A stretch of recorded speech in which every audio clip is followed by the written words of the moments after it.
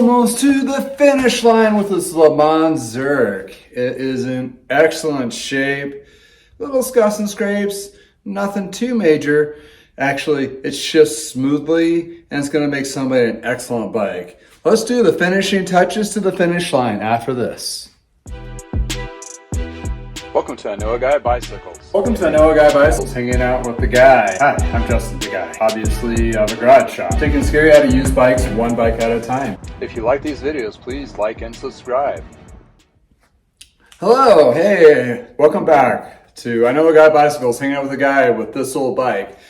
Hi, I'm Justin, the guy. We are just finishing up this, did some nice detailing, it really made the paint pop. Got a lot of scratches out there. There's still a few chips in there, but everything else is actually very sound. So looking at the bottom block and the headset, pretty good. The wheels trued up beautifully. The drivetrain cleaned up, and it shifts on a dime, or stops on a dime and shifts very smoothly, appropriately, accurately. Anyway, it's gonna be a great bike. Got 3 up front, got that extra gear in the front there for those extra climbing. This excellent LeMond is gonna give somebody a great experience in riding in the cycling world. So without further ado, let's dive into this. Before I do tape, I need to do cable trimming, get this cleaned up. So this bike actually worked out really well. Nothing really too major, just a couple weird little switch outs. Like the front derailleur needed a triple front derailleur instead of a double that was on there originally, so had to take care of that. Did have one, it's not an Ultegra, it's a 105, but actually between the 105 and Ultegra, you are not gonna know the difference in the shipping performance. I don't think there's even really a weight difference to even mention, so that's a good one. What else was weird on this, or strange? Well, I still need to find some bottle cage mounts to match, which I have some in a little bin, so that shouldn't be too big of a deal. The jockey pulley, I had to replace that on the bottom there because it was cracked. I replaced the housing and brake shifting cables to get that to shift very smoothly. So other than that, nothing really stuck out that was out of normal. I mean, a little extra elbow grease than I would have liked, but overall, it was a pretty solid bike. These were workhorses back in the day. Looking up the spine tech, you can find in the comments below, as well as some spec information. That will be listed as well. But, I mean, overall, this thing is one heck of a bike. It looks like they made it for about 3 to 4 years on this tech. So you got, this is the OX True Temper versus the other type of chromoly, the Reynolds chromoly is the other popular one. But this one actually still is pretty light with the OCLV carbon up top. Also to mention, these were made in the United States too, so they were still being produced in Wilder, Wisconsin, which is a neat little fact. And we're going to throw some bar tape on here. This has shifter covers that one's broken off. I do have, a buddy of mine has made a, let's see, it's a copy. Where'd it go? What am I trying to say? He made some shifter covers for me. Obviously the OEM ones don't exist anymore, and they're kind of hard to find. So, and the ones I do find are like on eBay, like $60 or something just for a cover. These things don't do anything functionally, but just look good. So what he did is 3D printed. That's what he did. He 3D printed some for me. And I do paint them black with a clear coat to prevent from sun damage, or sun breaks down in the sun. And those are a nice little tidbit. You'll see that in the final pictures, but right now I still need to paint them. And right now it's snowing outside, so I'm not gonna be painting them anytime soon, but it's a little too chilly. I want that paint to cure. So we're looking, it's close to 60 degrees in here, not too bad. Anyway, So LeMond, Greg LeMond is started producing bikes again in Mississippi, I believe, under his name, new facility, has like e-bikes, that kind of thing.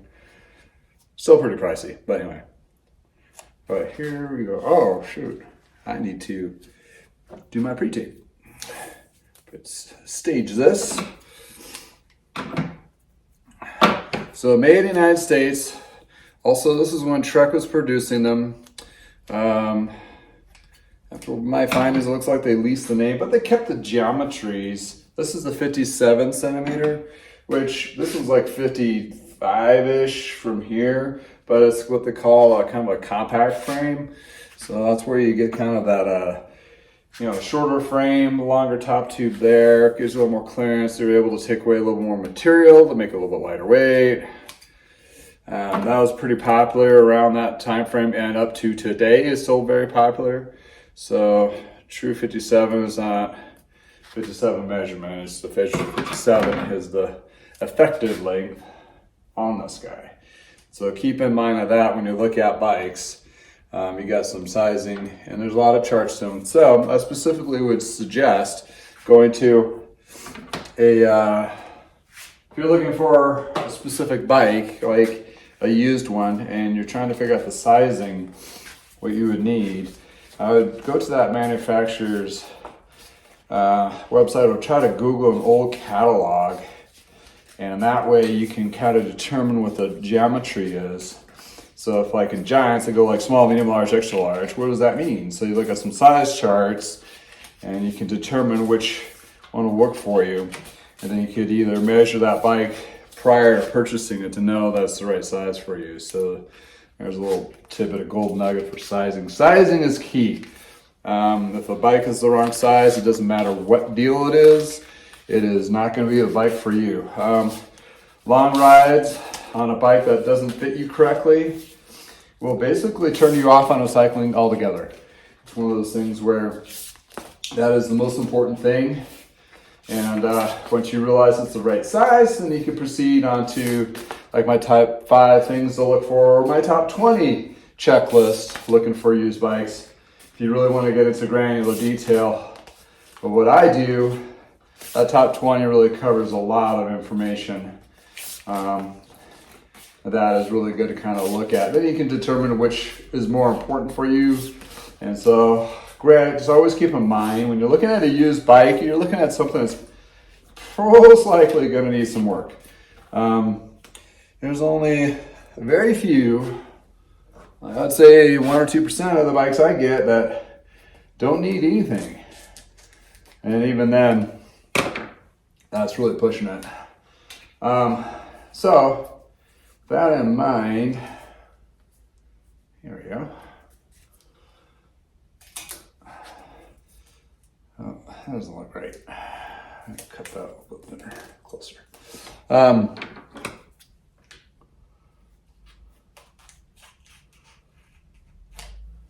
With not being perfect, you know you're gonna have to put some money into it. So estimate, at least, even if you have to just do bar tape and saddle, that's probably gonna be like a good, at least $100.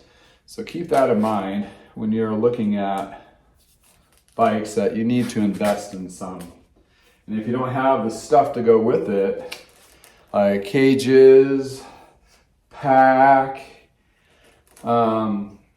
toolkit, quick release, quick sticks or tire levers to help you fix those flats. There's a whole bunch of stuff that goes with cycling that you'll need. You can go to my website, knowaguybicycles.com. I have a whole list of things I suggest, recommend, that are from affiliate links that you can see what I recommend to kind of make your riding experience a good one. Because without some of that stuff, it is not going to be a good experience for you. So just keep in mind that all that kind of stuff is necessary. Go for a ride.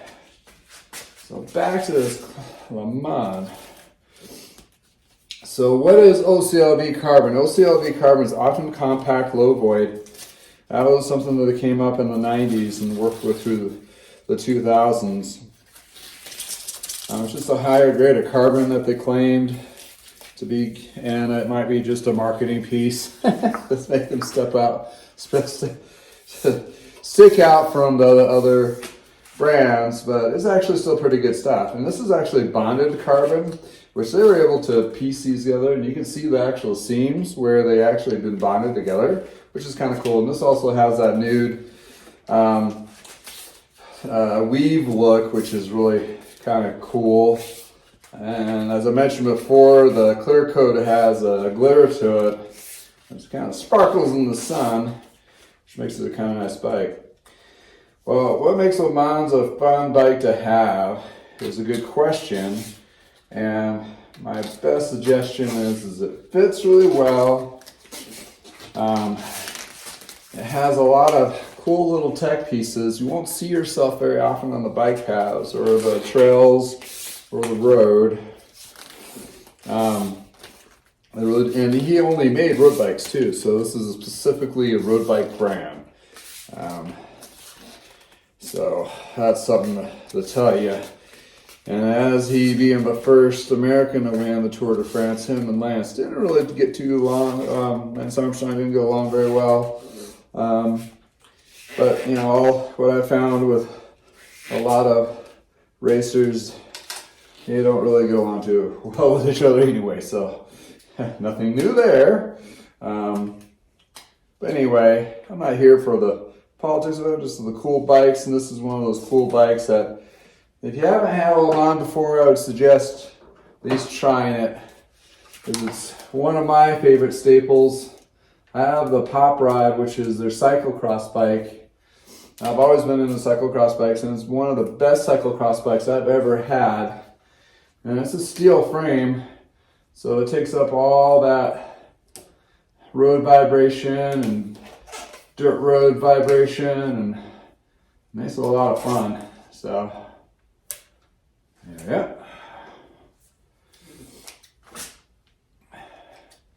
And yeah, some really cool tech put in these back in the day, which still very comparable with what is available or being produced. And put this back down. Drop that one. Where did the other one go? There we go. So yeah, it's one of those gems. Highly recommend getting. One of those things that it might be one of those bikes that you keep in your staple. Just fun. Steel is a very forgiving material, just heavier than titanium. They actually made a titanium version of this too. That's a unicorn. I've only seen one or two of them in the used market. Couldn't get my hands on them. Plus, they were pretty pricey. So what we have left? Gotta do some hood polishing here. So yeah, I'll replace those caps. They'll look a lot better than that. There's a pretty decent stem, a zip stem on there. Last but not least, stickers. Yeah, I'm gonna shamefully cover up where a sticker actually wore off to the frame, so I'll cover it and protect it with my own frame sticker, which is perfect placement on that. And I use a QR code, so if anybody's riding along and it's like, where'd you get that bike? Yeah, I got a QR code, that kind of thing. And then got my little dot stickers. These work good for where the cable rubs. This is going to cover and protect those little areas too. I've already shown some wear.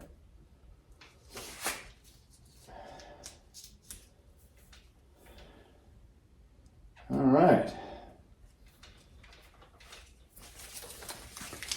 Another gem ready to hit the road. This will be an excellent bike for somebody just getting road riding. and has some smoking wheels. I mean, the wheels themselves are almost worth it, whatever the cost is going to be at. So anyway, there you go. Beautiful ride. On to the next one. Thank you for spending time with me at this old bike. Check out some pictures after this. Right now, I'll show you the whole picture showing afterwards. Stay tuned. Have a great day from the garage. Thanks again.